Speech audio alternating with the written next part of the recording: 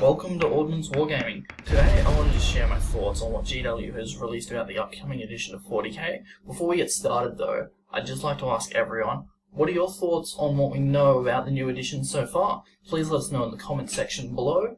With that out of the way, let's get into it, starting with the 3 ways to play. Okay, so personally I like the idea of having 3 ways to play, as it makes it clear to both players what sort of game you are playing, be that competitive, story-driven, or just for fun. I think that this will help prevent new players from getting too discouraged by being beaten senseless by a more experienced player, as they will know straight up what they're getting into, and it should also help prevent new players from getting confused with all the extra rules that they're trying to learn, while also helping to keep those of us that have been playing for years and know the rules interested in the game, should still have enough complexity outside of free play, of course.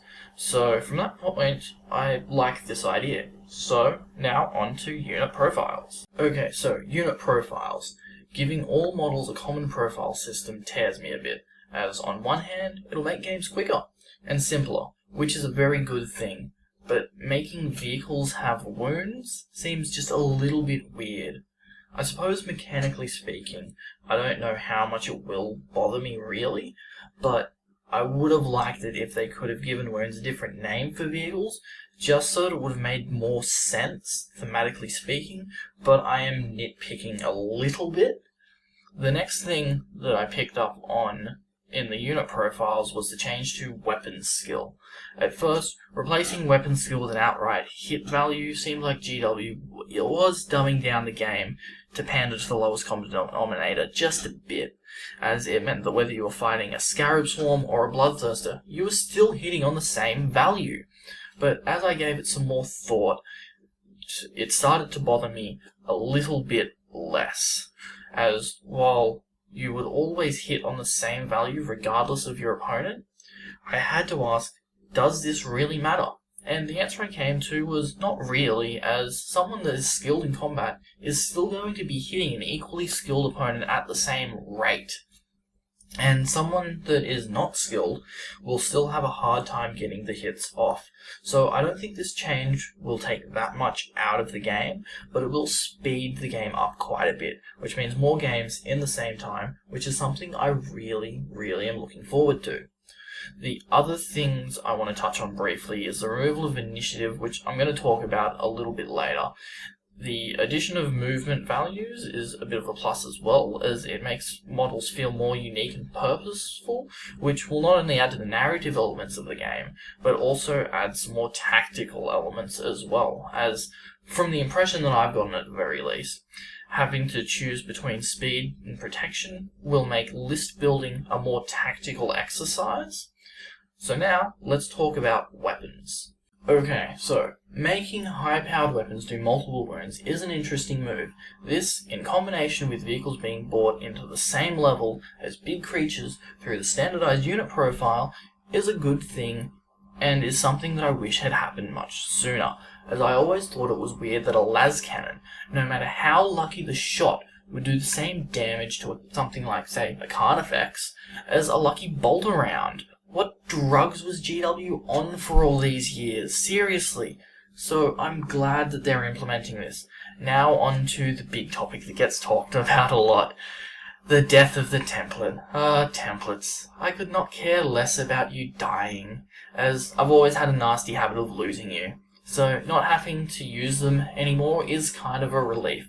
But I am kind of annoyed they couldn't have announced this just a little bit earlier, so I didn't buy a new set of them that's not going to get used for anything now, as I got a new set of them just after I shot the Necrons vs Grey Knights battle report with Oliver. But hey, I suppose they might make some good terrain at some point. As for Flamers doing D6 damage and auto-hitting rather than a template, I think it is fine, and not the drastic change, not the overpowered cheese that the internet makes it out to be. It's just changing how the number of wounds is determined, and will make Flamers a little bit better against single model targets, I suppose, but I don't think it's going to have that much of a drastic impact. Finally, for weapons profiles, the change in AP from binary effect to an analog effect. And what I mean by this is making AP a modifier to armor rather than either removing your armor or not. The AP will reduce armor saved by a fixed amount depending on the weapon. This is, in my opinion, a good thing, as I always found it a little bit odd that a weapon that could completely strip armor from a Space Marine would do absolutely nothing to the armor of a Terminator. So I think this change will add to the realism of the game. You know, as much as you can have realism in a game about buff guys in tin cans fighting steroid-abusing green guys in space with magic space powers. Next, I want to talk about the movement. The big changes to movement that I thought were significant are that each model will have its own movement value, which, as I mentioned earlier, will add some character to units and make players have more tactical decisions to make. And it does make sense. Terminators should not be able to move as fast as, say, let's use GW's example of Harlequins. So I'm quite happy on this front, and I have to disagree with certain individuals about this change making Terminators weaker, as if you are that reliant on 1 inch, you've probably stuffed up pretty badly with your positioning. But I digress. Continuing right along, moving the running into the movement phase is also a good thing, as I had a nasty habit of forgetting about it. So perhaps this will help. So far, I haven't been able to find too much to scrutinize about what GW has told us about 8th, and I am trying, guys. If 8th is very close to what GW has said it is so far, I'm going to be very, very happy. But I still have quite a few topics to get through, so maybe I can find something to hate on in one of those? So, for the Psychic phase, it's getting changed quite a bit, moving from a 2-die casting system to a single-die system, which will make the game simpler without having to sacrifice too much, so that's good, I suppose. And requiring a Psyker to stop powers makes sense lore-wise, but it is making my Necrons feel a little bit nervous at the moment, which brings me to my first real beef with what we know about 8th so far. Every faction will have its own psychic lore with a range of thematic powers. That's what GW said. And when I read this, I was taken back as the words sprung to mind: Necrons and Tau. In lore, both these factions don't have psychers, at least none that I know of, so this feels a little bit lore-breaking to me. So the only way I can see this working without breaking lore would be to bunch the different armies into factions, like in Age of Sigmar. And if they do this and Necrons became the same faction as Eldar, so help me! But I digress a little bit. Now, let's talk about shooting. Not much is changing in the shooting phase, or so Games Workshop claims, but they then proceed to go on and state that pistols can shoot in close combat. Heavy weapons only get a -1 penalty to ballistic skill for moving. Cover will be a modifier to armor, and you get to punch holes through cover with your weapons because of this. Games Workshop, I hate to break it to you, but these are pretty massive changes. Do you guys even read the rules that you're writing? But apart from these changes, not much is changing in this space. But these changes do mean that there is a good chance that we'll get to see Space Marines in cover for a reason in 8th. Hopefully cowering. But now, let's move on to the charge phase. So, in 8th, it looks like they're going to be splitting charging into its own phase, but it's more or less the same. And to think, I was so hopeful that Games Workshop would fix the damn random charge distance that has annoyed me for years and go back to a fixed charge. But I suppose they had to ruin it somewhere, GW being who they are. The only other big change is that you now only have to get within 1 inch of your charged target, which is neither here or nor there really, but it should hopefully stop this from happening regularly. On to the second half of the assault phase, the fight phase. Few things have changed here. For starters, as we saw in the profiles, weapon skill is now a straight up roll, making things a bit simpler, and like I said earlier, I don't think that it takes that much away from the game tactics wise. The big thing that I have an issue with here is the removal of initiative. I liked the way combats were ordered, so removing that and making it that the player who charged goes first seems to me like that will, if anything, weaken close combat armies more than they already are, as they won't get to go first if they get charged. Although Games Workshop did mention that there are a few units that can change this, so that should add some nice tactical elements, I suppose. Apart from that, close combat will follow similar patterns to shooting, with different weapons reducing armor saves and knocking off multiple wounds, yada yada yada. I hope War Stats became awesome again because of this. Moving on to morale. So, morale looks to be greatly simplified in this new edition, but it should still be able to be used tactically. So basically, the way it works is your units take one test at the end of your turn if they suffered casualties, and if they fail, they take the difference in further casualties rather than running away a little bit. I can see me using this to wipe out units without having to put as much fire into them, which I'm going to enjoy.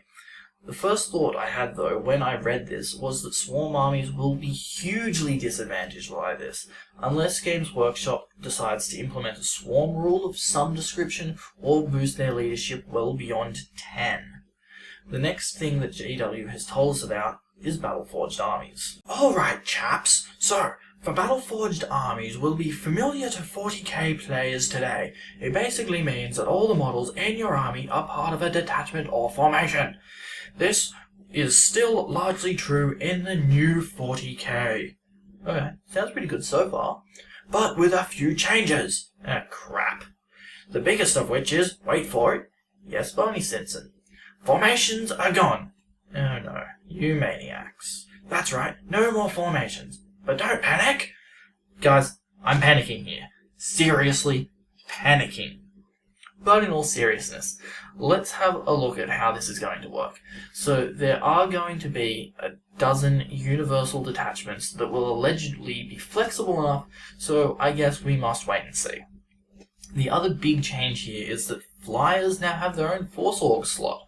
So it looks like flyers will be playing a more vital role in the new edition, which I look forward to. So I'm hoping that GW will release some smaller, cheaper flyers, please. So, on to large models. Super heavies and gargantuan creatures, gone. You can forget about them. Personally, I'm not all that fussed about this, as I never really used them that much. To be brutally honest, I like that these classifications are gone though, as it means that models that missed out on the super heavy or gargantuan creature classification by a hair will be scaled better. Also GW says, but we'll have to wait and see on that one. If they actually implement this well, then it should be good, and obviously certain weapons will take multiple wounds off, which will hopefully give some balance to certain models that have 20 plus wounds, allegedly. I'm looking at you, Imperial Knights.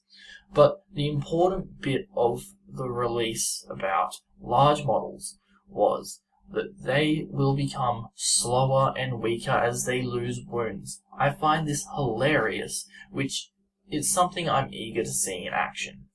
The interesting bit of this is that GW has stated that different models will be weakened in different ways, which means, for example, that while a walker might get a reduction in weapon skill and attacks, a tank like a Land Raider might lose some movement speed, ballistic skill, and perhaps their armor save will get worse as it loses wounds, just hypothetically speaking. Okay, now on to infantry. Let's address the elephant in the room straight up. Do you need over 500 bolters to take down a Gorkanaut? Someone at GW is apparently bad at maths, because I ran the equation backwards and came up with 486 bolters. Thank you very much, Games Workshop. Half that if you're rapid firing, assuming rapid firing still works the same. Feel free to check my maths. It's right here.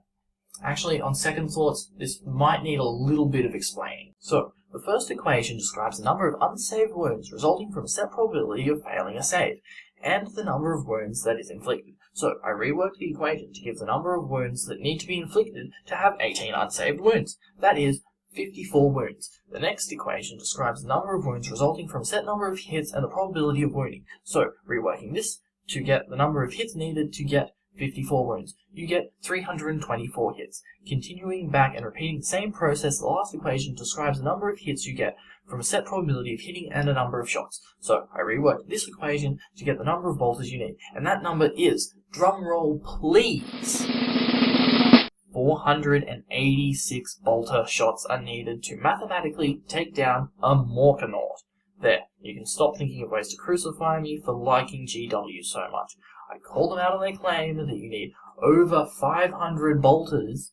You only need a measly 486 bolters. Thank you very much. But that's enough of that tangent. The other notable bit that GW released in this article on infantry is the new wound table, which I feel indifferent about as it makes the game simply, yes, but it doesn't really add or take anything away, in my opinion. So, on to characters. The main change with characters is that they can no longer join units. I understand this is to prevent death starring, and it might work. Yeah, right.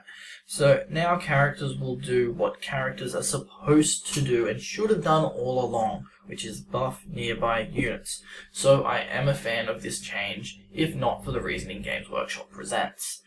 Games Workshop are also tweaking the rules about shooting to prevent characters that are no longer allowed to be in units from being picked off by making players that are shooting only able to target characters with 10 wounds or less that are the nearest model. Sorry, anything with more than 10 wounds. I'm intrigued as to some of the abilities that the characters will have and how they will be used in competitive games. The last bit about characters is Heroic Intervention, which looks to place more emphasis on positioning and adds a nice tactical element to the game when either defending from a charge or charging. Finally, on to the last bit of information the Games Workshop has released as I'm recording this, and it's about twin-linked weapons, combi weapons, and explosives. And I must say, good work, Games Workshop. When you announced no more templates, I was concerned, to be honest, as to how you would handle the explosives and ordnance. But I really like how the change is handled, with explosives appearing to get both multiple hits and multiple wounds per hit. On paper, I do really like what I see, but I won't really know how much I like it or not until I play a few games with it.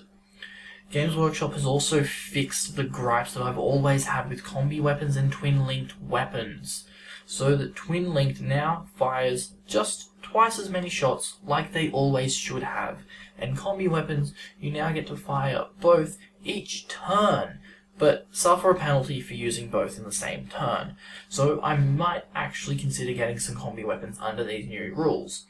And we'll continue to twin link all the things. So, just to wrap this up, overall I like what Games Workshop has told us about 8th edition so far. Yes, I have a few gripes, but there are still so many unknowns, and I'm feeling kind of optimistic about it.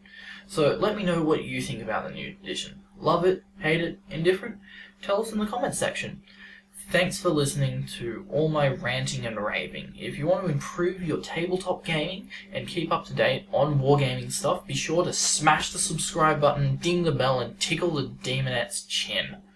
And while you're at it, check us out on Facebook for regular updates at facebook.com/ordnancewargaming. And I'll see you next time.